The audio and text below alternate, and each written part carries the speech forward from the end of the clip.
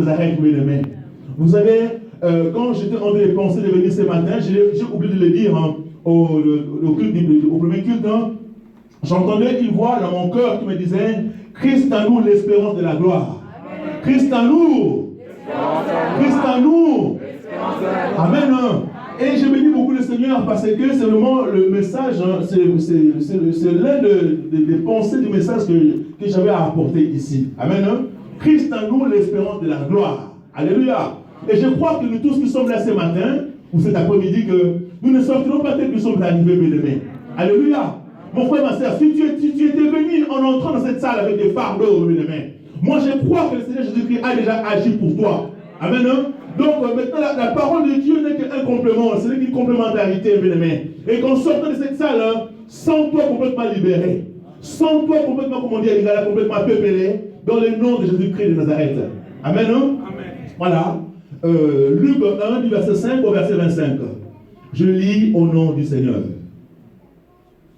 Du temps d'Hérode, roi de Judée, il y avait un sacrificateur nommé Zacharie de la classe d'Abia. Sa femme était d'entre les filles d'Aaron et s'appelait Élisabeth. Tous deux étaient justes devant Dieu, observant d'une manière irréprochable les commandements et toutes les ordonnances du Seigneur. Ils n'avaient point d'enfants parce qu'Élisabeth était stérile et ils étaient l'un et l'autre avancés en âge. Verset 8. Or, pendant qu'il s'acquittait de ses fonctions devant Dieu, sur le tour de sa classe, il fut appelé par les sorts, d'après la règle du sacerdoce, à entrer dans le temple du Seigneur pour offrir le sacrifice. Toute la multitude du peuple était dehors en prière, à l'heure du parfum. Alors un ange du Seigneur apparut à Zacharie, et s'était debout à droite de l'autel de parfum. Zacharie fut troublé en le voyant, et la frère s'empara de lui. Mais l'ange lui dit, ne crains point, Zacharie, car ta prière a été exaucée. Ta femme Élisabeth enfantera un fils, et tu lui donneras le nom de Jean. Il sera pour toi un sujet de joie et d'allégresse, et plusieurs se réjouiront de sa naissance, car il sera grand devant le Seigneur. Il ne boira ni vin, ni liqueur enivrante, et il sera rempli de l'Esprit Saint dès le sein de sa mère. Il ramenera plusieurs de fils d'Israël au Seigneur leur Dieu. Il marchera devant Dieu avec l'esprit et la puissance d'Élie pour ramener les cœurs des pères vers les enfants et les rebelles à la sagesse de juste, afin de préparer au Seigneur un peuple bien disposé. Verset 18. Zacharie dit à l'ange, à quoi reconnaîtrai-je cela? Car je suis vieux et ma femme est avancée en âge. L'ange lui répondit, je suis Gabriel, je me tiens devant Dieu. J'ai été envoyé pour te parler et pour t'annoncer cette bonne nouvelle. Et voici, tu seras muet et tu ne pourras parler jusqu'au jour où ces choses arriveront, parce que tu n'as pas cru à mes paroles qui s'accompliront à leur temps. Cependant, le peuple attendait Zacharie, s'étonnant de ce qu'il restait si longtemps dans le temple. Quand il sortit, il ne put leur parler, et ils comprirent qu'il avait eu une vision dans le temple. Il leur faisait des signes, et il resta muet. Lorsque ces jours de service furent accomplis, furent écoulés, il s'en alla chez lui. Quelque temps après, Élisabeth, sa femme, devint enceinte. Elle se cacha pendant 5 mois, disant, c'est la grâce que le Seigneur m'a faite, car il a jeté ses yeux sur moi pour ôter mon opprobre parmi les nations. Merci. Nous pouvons nous asseoir. Que Dieu vous bénisse. Amen. Mes bien-aimés, vous savez, c'est une grâce particulière que le Seigneur me fait, que je puisse parler devant vous en ce deuxième culte. Voilà pourquoi j'ai toujours dit que nous, le plan de Dieu, c'est le plan de Dieu, mes bien-aimés. Amen. Voilà pourquoi j'ai toujours dit aussi, parce que voilà, c'est une habitude, c'est pourquoi d'ailleurs j'ai bougé. Amen. Voilà pourquoi j'ai dit que le voix de Dieu ne sont pas nos voix, les pensées de Dieu ne sont pas nos pensées, mes bien-aimés. Mais il n'est pas interdit, alléluia, comme j'ai toujours dit, il n'est pas interdit d'entrer dans les voies de Dieu. Il n'est pas interdit d'entrer dans les pensées de Dieu, mes bien-aimés. Alléluia. Amen. Alléluia. Amen. Je pensais pour un culte, pour un culte, mais Dieu touchait de nouveau son serviteur pour me dire, vas-y, mes bien-aimés. Et je vais avec la force que j'ai. Amen. Hein?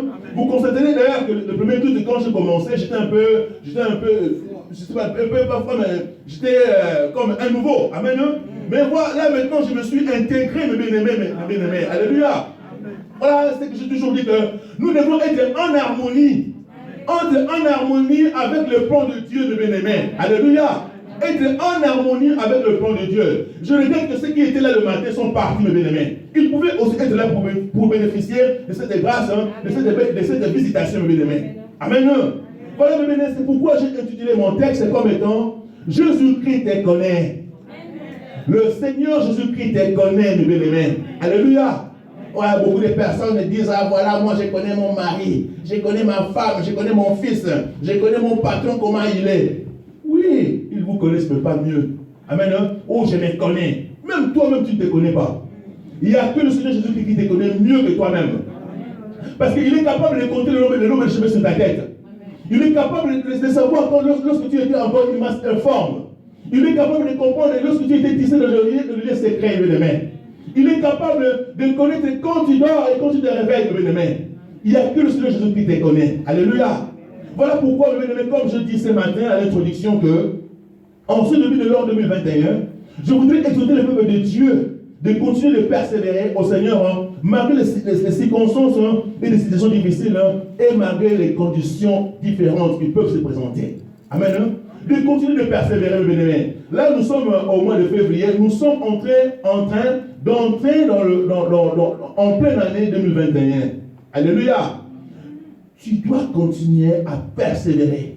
Tu dois continuer surtout à espérer, mes bien-aimés. Certainement, il y a eu des choses qui n'ont pas pu marcher l'année passée, mes bien-aimés. Amen. Hein? Et nous tous, nous savons la situation que nous sommes en train de traverser avec la COVID-19. Ça n'a pas marché l'année passée. Mais cette année sera terminée. Amen. Hein? Le virus doit continuer son parcours. Alléluia. Comme pour toi, il y a eu des questions difficiles. Il y a eu des moments difficiles, des circonstances atténuantes, mes bien-aimés. Mais je t'invite à avoir de l'espoir. Amen. Hein? Avoir de l'espoir comme pour les textes que nous venons de lire. Alléluia. Hein? Comme nous venons de lire pour Zacharie qui avait de l'espoir. Mais comme je dis que Jésus qui te connaît dans mon thème, s'il te connaît, mon frère, ma soeur, comme le Seigneur te connaît, tu dois continuer à t'approcher à lui.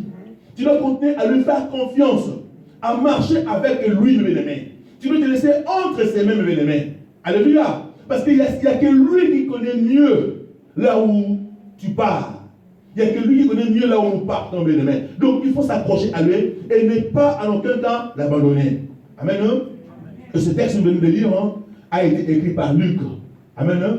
Luc était un intellectuel. Il était un érudit. Il était un médecin. Selon Colossiens chapitre 4, verset 14, Luc était un médecin. Et quelques temps après, au temps du christianisme, il a laissé son métier de médecin et il était devenu un disciple de l'apôtre Paul. Amen. Et Paul a connu beaucoup de circonstances difficiles dans son ministère. Hein. Et Luc, ayant reçu des informations sur Jésus-Christ et sur le christianisme, il a écrit. Et les commentateurs disent qu'il a écrit pour pour soutenir Paul lors de sa plaidoirie, parce que Paul était en prison. Amen. Et il écrit à un certain Théophile. Théophile, Théo, ça veut dire Dieu. Phile, ça veut dire qui aime. À une personne qui aimait Dieu. Amen. Donc il nous écrit directement. Et parmi les 4 évangiles, Luc a comme caractéristique, c'est-à-dire quand il parle de Jésus-Christ, il parle de Jésus comme un être humain. Amen. Mais un être humain qui a toute la plénitude de Dieu. Amen. Hein? Voilà, il parle de Jésus-Christ comme étant un être humain, bien-aimé. Voilà, c'est aussi lui qui a écrit le livre des Actes des Apôtres. Et les commentateurs disent aussi que l'évangile de selon Luc et le livre des Apôtres étaient un seul livre. Mais dans l'ancien temps, l'imprimerie n'existait pas. Et qu'on écrivait sur des rouleaux. Amen. Et le premier rouleau était plein, il n'a pas eu de place, et il fallait utiliser un deuxième rouleau où nous avons le livre des Actes des Apôtres. C'est pourquoi nous constatons que quand nous lisons l'évangile selon Luc, c'est comme si cet évangile n'a pas de conclusion. Amen. Et on considère comme étant le livre des Actes des Apôtres comme la continuité de l'évangile selon Luc. Mais le livre des Actes des Apôtres, c'est un livre historique. un livre très important, mes amis. Sans le livre des Actes des Apôtres, hein, nous ne pourrons pas avoir beaucoup d'informations que nous avons aujourd'hui sur le christianisme. Amen. Hein? Et Luc a vraiment fait partie de l'équipe de ceux qui ont suivi Paul. Surtout quand vous lisez le livre des Actes des Apôtres, vers le chapitre 15, vous allez voir qu'on utilise souvent les pronoms nous. Amen. Hein? Donc il était là, il a vu les choses. Il était vraiment un juif qui était pieux dans le Seigneur. Voilà, que Dieu bénisse ce temps de production sur l'évangile selon Luc. Et voilà que le texte que nous venons de lire, l'évangéliste Luc nous parle de Zacharie, qui était issu de la famille d'Abia. Et si vous voulez des informations sur Zacharie, lisez 1 Chronique chapitre 24, et vous allez voir qu'il y avait deux descendances qui travaillaient dans le temple du Seigneur pour le service de parfum. Amen. Alors, il y avait la famille d'Éléazar et la famille d'Itamar. Et dans la famille d'Éléazar, il y avait 16 personnes, et dans la famille d'Itamar, il y avait 8 personnes. Donc, et 16 plus 8, ça fait 24, et ces 24 personnes, ces 24 familles, il y avait des gens de ces familles qui travaillaient dans la maison de Dieu. Amen. Et dans 1 Chronique 24, verset 10, on voit que c'était le tour de la famille d'Abia pour entrer le service de Dieu ces jours-là. Alléluia. Voilà donc, comme nous venons de lire au verset 5, il était de la classe des Abia. Voilà, c'est ça. Donc, lisez 1 Chronique 24, vous aurez plus d'informations dedans. Alors, voilà mes bien-aimés. Qu'est-ce que je fais dans ce travail? J'ai essayé de diviser ce travail en 3 parties. Et la première partie, j'ai pris du verset 1 au verset 7. Et la deuxième partie, du verset 8 au verset 20. Et la suite, donc, c'est du verset 21 jusqu'à la fin. Voilà, mes bien-aimés. Alors, en première partie, qu'est-ce que nous dit la Bible? Il y avait un sacrificateur nommé Zacharie de la classe d'Abia. Sa femme était donc les filles d'Aaron, elle s'appelait Élisabeth. Tous deux étaient justes devant Dieu, observant d'une manière irréprochable tous les commandements et toutes les ordonnances du Seigneur. Ils n'avaient point d'enfants parce qu'Élisabeth était stérile et ils étaient l'un et l'autre avancés en âge. Amen. Alors, vous savez, qu'est-ce que cette partie de la parole de Dieu m'a mis à cœur? Que nous constatons que beaucoup de gens passent beaucoup de temps en prière, passent beaucoup de temps dans les jeunes, dans l'étude de la parole de Dieu, à donner des offrandes, à servir le Seigneur, à faire beaucoup de choses pour Dieu, à marcher la crainte de Dieu. Mais ces gens ne sont pas épargnés à certaines choses de ce monde, choses difficiles de ce monde. Amen. C'est ce que le psaume 34, verset 1 nous dit, que le malheur atteint seulement le juste, mais le Seigneur en délivre toujours. Amen. Ces gens sont juste pris beaucoup, veillés de prier. Voilà tout ceci. Accompagner le pasteur, venir de l'église à l'heure. Faire deux cultes, 3 cultes dans l'église. Ça et ça, assister, tout ça. Mais souvent les malheurs arrivent. Il y a un problème. Oh voilà, pasteur. Problème de loyer, problème de travail, problème administratif, problème de la famille. Il y a une personne, ça et ça. Pasteur, ça et ça. Alléluia. C'est ça que les chrétiens, les non-chrétiens, les incroyants, des fois c'est moquent de nous. Mais voilà, il prie, il va à l'église tout le temps, regarde ce qui lui arrive. Moi, je suis là en train de voir, de prendre ma bière, il n'y a rien qui m'arrive, mes bien-aimés. Loin de là, mes bien-aimés. Loin de là. Alléluia. Vous savez, j'ai toujours dit que c'est à nous, aux chrétiens, de comprendre le message que Dieu nous donne parfois. La Bible dit que Dieu parle tantôt d'une façon, tantôt d'une chose, tantôt d'une façon, tantôt d'une autre. Amen. Il y a des choses qui arrivent pour nous préparer à quelque chose, mes bien-aimés. Alléluia. La situation arrive comme ça pour te préparer à un événement qui va venir un jour. C'est-à-dire que par rapport à ce qui t'est arrivé en ce moment, si tu arrives à surmonter, quand l'autre va venir, tu vas surmonter encore. Il y a des événements qui arrivent pour nous enseigner, pour nous apprendre quelque chose. Il y a des événements qui arrivent pour nous avertir de quelque chose. Il y a des événements qui arrivent pour nous former, mes bien-aimés. Il y a des événements qui arrivent pour voir le niveau de notre foi. Amen. Mais mon frère, ma soeur, comme j'ai souvent dit, on reconnaît un bon chrétien par ses réactions. Quand ces événements arrivent, quelle est ta position? Alléluia. Quelle est ta position, mes bien-aimés?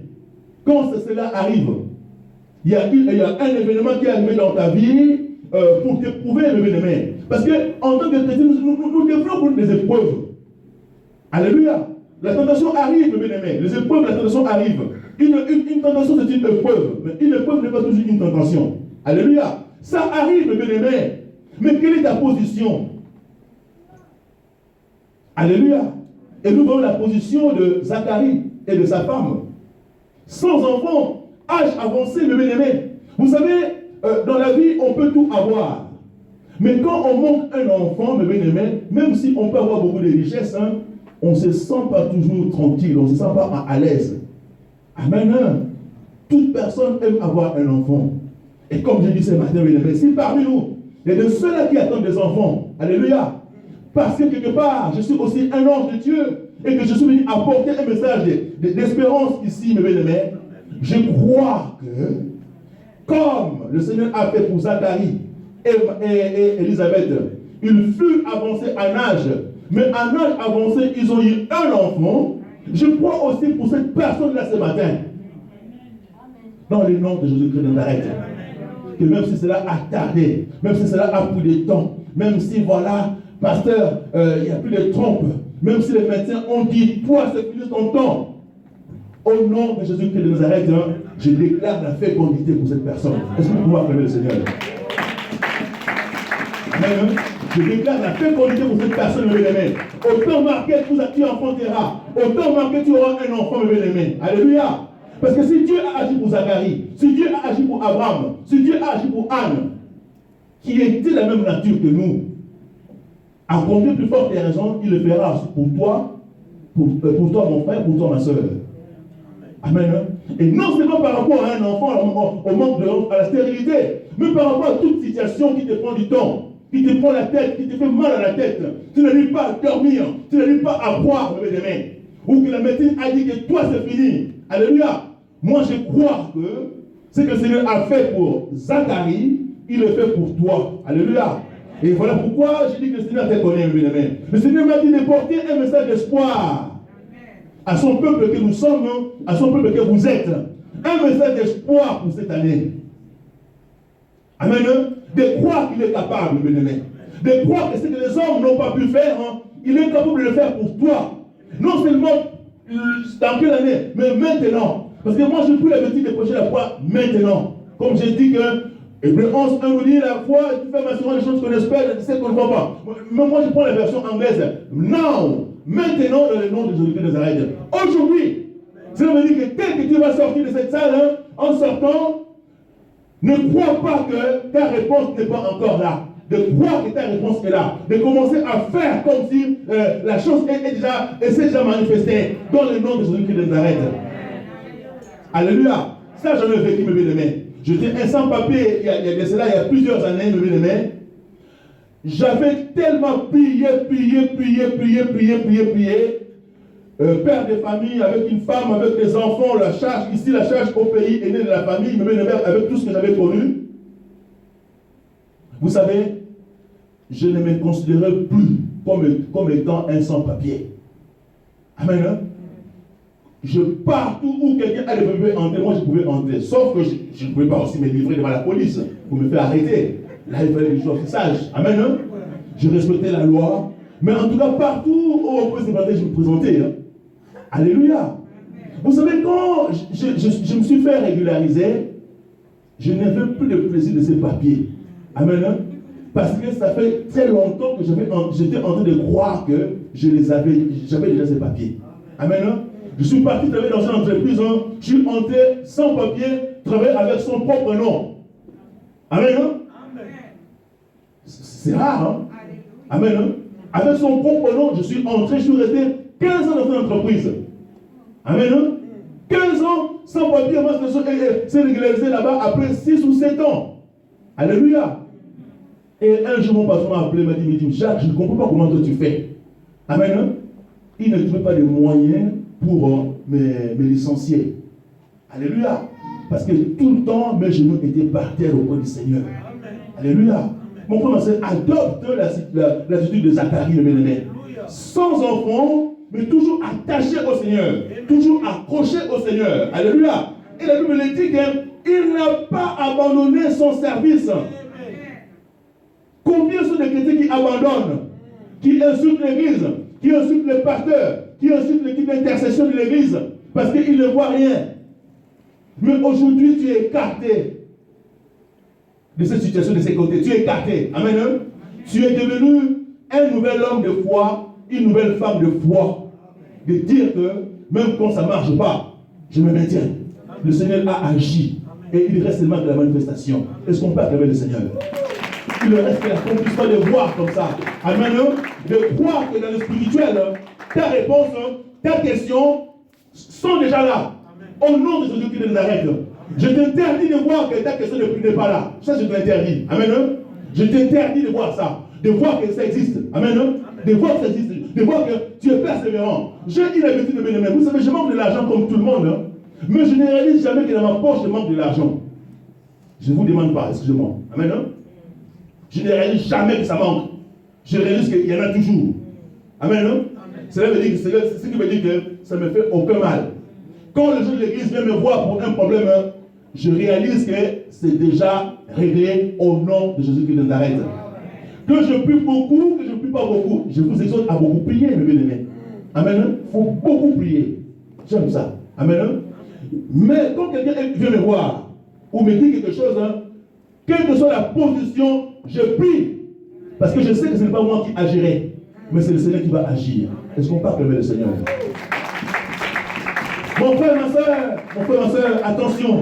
Il y avait un silence dans la vie de Zacharie et dans la vie d'Élisabeth. Le silence de Dieu, mon frère, ma soeur, ne veut pas dire que Dieu n'est pas là. Alléluia. Faites attention, mes bien-aimés, quand le silence de Dieu arrive, tu crois que Dieu n'est pas dans ce... Dieu ne t'écoute pas. Dieu ne t'écoute pas. Dieu qui te connaît, il t'écoute. Ne pense pas que Dieu ne peut pas agir. Dieu qui te connaît est capable d'agir. Ne pense pas que Dieu était capable ou impuissant, mes bien-aimés. Alléluia. Ne pense pas que Dieu ne te connaît pas ou Dieu t'a oublié. Ou Dieu t'a mis à l'écart. Amen. Ou de dire que Dieu est devenu injuste, mes bien-aimés. Alléluia. Il faut jamais penser comme ça, mes bien-aimés. Vous savez, ça m'a toujours rappelé cet homme à la piscine de Bethesda. La Bible nous dit qu'il est resté à la piscine de Bethesda depuis 38 ans. 38 ans de piscine de Bethesda, mes bien-aimés. Amen. Vous savez, cet homme-là, Christ n'était pas encore à l'œuvre. Vous savez, sa maladie, il est devenu paralytique avant que Jésus-Christ ne puisse commencer son ministère. Amen. Donc lui, il était déjà à la piscine de Bethesda. Vous voyez ça? Parce que la ministère de Jésus a fait 3 ans et demi. Lui c'était 38 ans. Alléluia. Ou même, je peux dire qu'avant que Jésus-Christ ne soit né physiquement, lui qui était à la piscine de Bethesda. Vous remarquez que cet homme, quand l'homme était en train de bouger, il cherchait à entrer, mais il n'arrivait pas. Mais il continuait de croire sans Christ. Et nous qui avons Christ aujourd'hui, à combien de fortes raisons croirions-nous que Christ est capable, mes bien-aimés, de faire quelque chose pour nous? Amen. Le silence de Dieu, mes bien-aimés, ne veut pas dire que Dieu est impuissant ou Dieu a oublié. Dieu, il sait, mes bien-aimés. C'est pourquoi je suis souvent exhorté à toute l'église, à tous nos bien-aimés, d'être présents pendant que tous les jours où nous sommes en train de prier. Maintenant, c'est la prière, c'est la connexion par téléphonique. Entrez en prière, mon frère, ma soeur. Alléluia. Le Seigneur est capable. L'exaucement a souvent lieu quand nous prions, mais la manifestation, c'est Dieu ce qui connaît ça quand ça pourrait se manifester. Amen. Il faut persévérer. Et nous remarquerons que Zacharie avait persévéré dans la parole. Alléluia. Un sacrificateur qui a persévéré dans la parole, donc un prêtre. Dans la parole, il savait qu'Abraham a connu une telle situation. Abraham a reçu la promesse de Dieu, a reçu 3 promesses de Dieu, dont la bénédiction des territoires et un peuple. Mais nous voyons qu'Abraham a été béni, mais l'enfant ne venait pas. Mais Abraham a persévéré, et Abraham a eu un enfant. Et nous voyons dans 1 Samuel, on voit Anne, la maman de Samuel, qui était stérile, mes bien-aimés. Alléluia. Qui n'avait pas arrêté de persévérer, mes bien-aimés. Et ce jour-là, elle est partie à Silo. Et voilà que elle a connu l'accompagnement du sacrificateur Élie. Et elle a fait un vœu à Dieu. Et Dieu a écouté sa prière. Amen. Voilà que Zacharie était tel. Je pensais seulement que Zacharie était tellement très déterminé à la parole de Dieu. Il savait les exploits de Dieu. Amen. Il a persévéré. Zacharie a persévéré dans la prière. Mais bien aimé, vous savez, la prière a une puissance et la prière est une puissance, bien aimé. Alléluia. Toutes les situations, bien aimé, qui peuvent nous arriver, bien aimé, si nous mettons, nous faisons nos genoux, nous le mettons par terre, le Seigneur est toujours capable, bien aimé. Deviens un homme de prière. Deviens une femme de prière, bien aimé. La Bible nous exhorte de prier sans cesse. 1 Thessaloniciens 5, 17, et de prier sans relâche. Luc 18, verset 1. Priez sans cesse, mon frère, ma soeur. Priez et faites toutes sortes de prières. Alléluia. Demeure un homme de prière. Prie beaucoup, passe beaucoup de temps à beaucoup prier, mes amis. Passe beaucoup de temps à être dans la présence de Dieu. Parce que la présence de Dieu nous transforme, mes amis. Une personne qui passe beaucoup de temps dans la présence de Dieu, mes amis, cette personne ne reste plus la même. Amen. La prière nous transforme, mes amis. La prière nous fait rayonner de joie. La prière nous donne beaucoup d'espoir. Comme je peux vous le dire qu'à l'époque, je suis toujours un homme de prière. Je ne me vante pas, mais je vous parle avec respect et avec humilité. À l'époque, là, mes amis, la seule chose qui me préoccupait était beaucoup de prières. Je sentais sur mon cœur comme s'il y avait une main qui me touchait. Amen. Hein? Avec toutes les situations difficiles qui se reposaient sur moi. Quand je marchais, je sentais comme si j'avais une main sur mon cœur. Amen. Hein? Parce que je voulais tellement que je sorte de cette situation de ne pas avoir de papier, de vivre bien, tout ça. Voilà que le Seigneur me tendait sa main sur mon cœur. Quand je marchais, je sentais ça. C'est pourquoi je commençais à réaliser que ma situation est déjà débloquée, mes bien-aimés. Amen. Hein? Donc il faut persévérer, mes bien-aimés. Et surtout, mon frère, ma soeur, ne pas abandonner ses armes spirituelles. Parmi ces armes spirituelles, je citais ce matin le casque du salut. Amen. Hein? Selon Ephésiens chapitre 6 à partir du verset 10. Lisez les armes spirituelles. Le casque du salut, c'est une arme très bonne, très importante pour un soldat que tu es, mon frère, ma soeur. Tu veux devenir un soldat, une soldate de Jésus-Christ.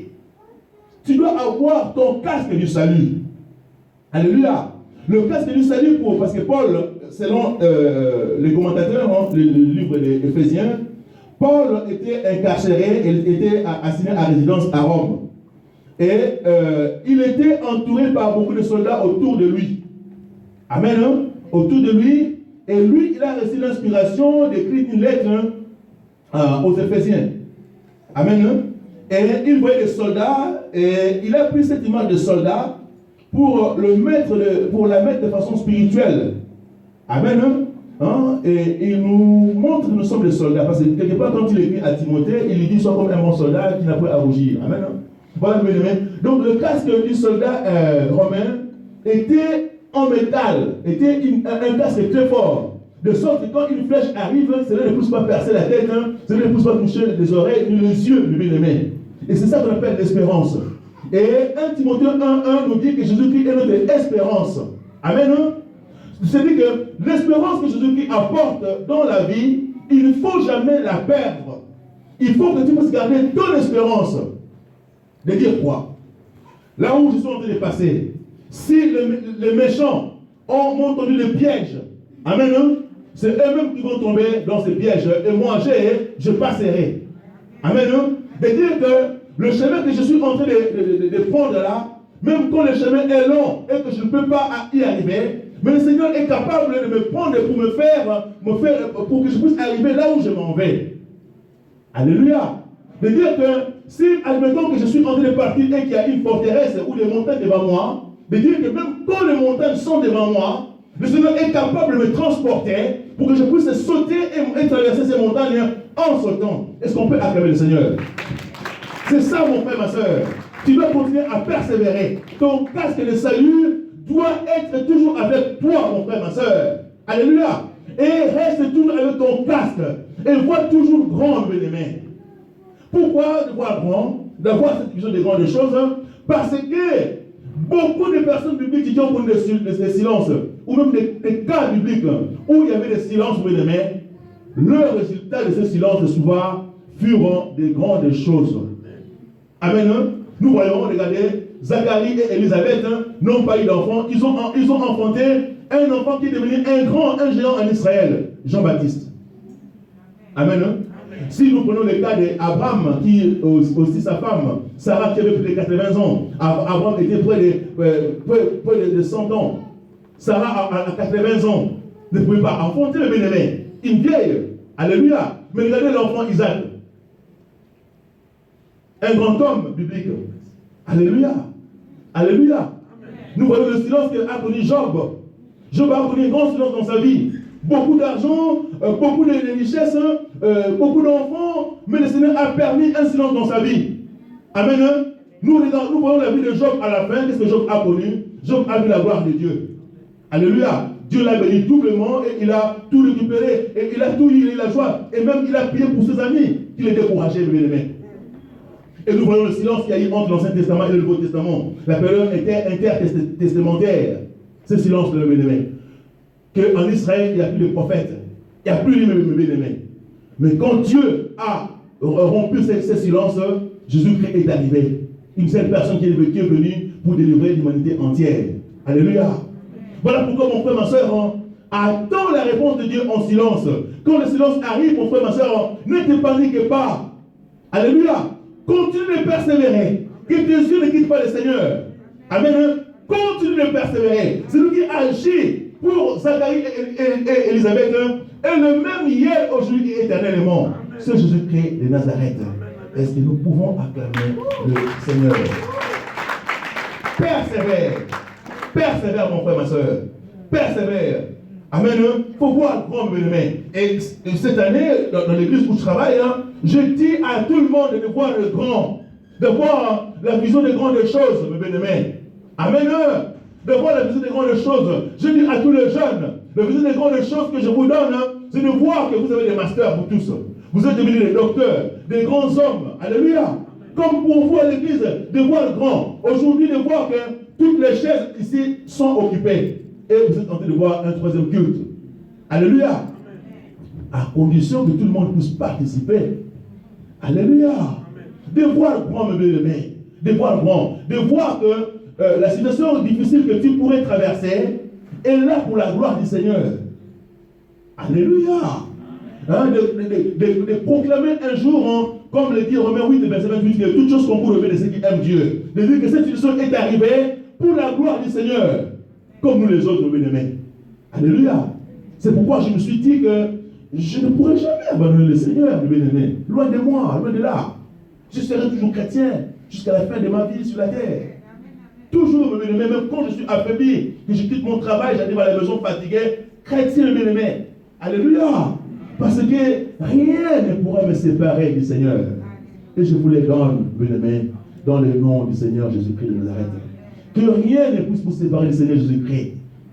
Et face à la situation que nous sommes en train de traverser en Europe, et particulièrement en France, face à la COVID-19, je suis en train de les dire que nous continuons à persévérer. La bonne réponse pour combattre la COVID-19, ne viendra par ces gens, par les politiciens ou par les scientifiques, par nous les chrétiens d'abord. Parce que je réalise que le christianisme, c'est la meilleure religion qui puisse exister dans ce monde. C'est la meilleure des religions. J'ai fait l'étude des religions. Amen. C'est la meilleure des religions, le christianisme. Ce que nous avons dans la Bible, c'est vrai. C'est des choses qui ont été écrites, qui ont été faites pour nous. Alléluia. C'est pourquoi quand vous êtes en train de prier pour ces scientifiques, vous êtes en train de voir ce qui se passe aujourd'hui, mes amis. C'est devenu un business. Alléluia. C'est du business. Mais nous, les chrétiens, nous n'allons pas baisser les bras. Nous devons prier. Alléluia. Nous devons prier pour les autorités, mes bien-aimés. Comme le dit 1 Timothée 2, le verset 1. De prier pour les autorités. Que rien ne puisse nuire à la marche de l'Église. De prier pour des serviteurs de Dieu. De prier pour l'évangélisation, mes amis. De dire que oui, nous avons passé du premier culte au deuxième culte. C'est pour la gloire du Seigneur. Quand on va remettre les choses comme elles étaient, le premier culte reste et le deuxième reste. Et vous êtes en train de voir le troisième. Amen. C'est pourquoi apprenez. Alléluia. Ne venez pas à l'église comme étant un chrétien qui s'assoit tout le temps. Mais soit un serviteur, comme Zacharie était le bien-aimé. La stérilité était là. Il ne veut pas abandonner son service vis-à-vis de Dieu. Amen. Que Dieu vous bénisse. Et nous passons à la deuxième partie du verset 8 au verset 20, qui dit que pendant que Zacharie était en train de servir, un ange du Seigneur le visita. Nous savons que un ange, c'est un être spirituel puissant de la part de Dieu. Souvent, c'est des messagers de Dieu. Ils sont au service de Dieu, c'est l'envoyé de Dieu. Et la présence d'un ange, c'est souvent porteur d'une bonne nouvelle. Excusez-moi, pasteur, on finit à quelle heure? 14 heures. Il me reste 10 minutes. 5 minutes. Amen. J'essaie un peu de rallonger. Amen. Donc, il me reste 5 minutes. Je vais aller très vite maintenant. L'ange est venu et a apporté un message de dire que Dieu t'a écouté. Et ce matin, devant vous, je voudrais apparaître comme étant un ange devant vous. Devant toi, mon frère. Devant toi, ma soeur. J'apparais comme un ange, bien-aimé. Amen. Comme quelqu'un qui est venu t'apporter la réponse à quelque chose à ce que tu veux. Quelqu'un qui est venu te donner ce que ton cœur désire. Quelqu'un qui est venu te donner au-delà de ce que toi tu veux. Dans le nom de Jésus-Christ de Nazareth. Est-ce que vous le recevez, mon frère, ma soeur? Est-ce que vous recevez? Je suis venu te donner ce que tu désires, ce que tu veux, ce que tu souhaites. Et je suis venu te donner, en tant qu'ange du Seigneur, au-delà de ton imagination, au-delà de ce que toi tu penses, au-delà de ce que tu désires. Recevez au nom de Jésus-Christ. Recevez au nom de Jésus-Christ, bien-aimé. Alléluia. Mais bien-aimé, ne quitte pas ton poste. Habakkuk 3. Reste à ton poste. Il y a une prophétie parce que l'ange a dit que ça va se manifester. Et aujourd'hui, c'est l'accomplissement de la prophétie, mes bien-aimés. Aujourd'hui même, pas demain. Alléluia. Reste à ton poste, mon frère, ma soeur. Ne quitte pas. Reste à ton poste. Fais mieux pour le Seigneur. Fais mieux pour ton église. Alléluia. Le Seigneur te connaît, mon frère, ma soeur. Ne te pose plus de questions. Jésus-Christ te connaît. Il te connaît, mes bien-aimés. Comme je dis, il est capable de compter le nombre de cheveux sur ta tête. Il te connaît quand lorsque tu étais encore immense informe. Il te connaît il connaît les jours de ta naissance. Amen. Amen. Il te connaît mieux que toi-même. Alléluia. Et s'il te connaît, cela veut dire qu'il t'aime. Et il t'abandonne jamais, mes bien-aimés. Comme il a dit que je suis avec vous tous les jours jusqu'à la fin du monde. Matthieu 28, à partir du verset 18 au verset 20. Amen. Il te connaît, mes bien-aimés. Et il veut ta délivrance. Il veut, mes bien-aimés, ta libération. Il veut ta réussite, mon frère, ma soeur. Amen. Il veut que tout ce qui te fait du chagrin soit anéanti. Laisse que maintenant, au nom de Jésus-Christ, que tu reçoives ce que ton cœur désire. Que tu reçoives au-delà de ce que tu désires. Que tu progresses. Que tu progresses encore. Que tu progresses toujours. Que tu progresses d'éternité en éternité. Que tu ne sois plus la tête, que tu ne sois plus la queue, mais que tu sois la tête, pardon. Que tu ne sois plus la queue, mais que tu sois la tête, mes amis. Amen.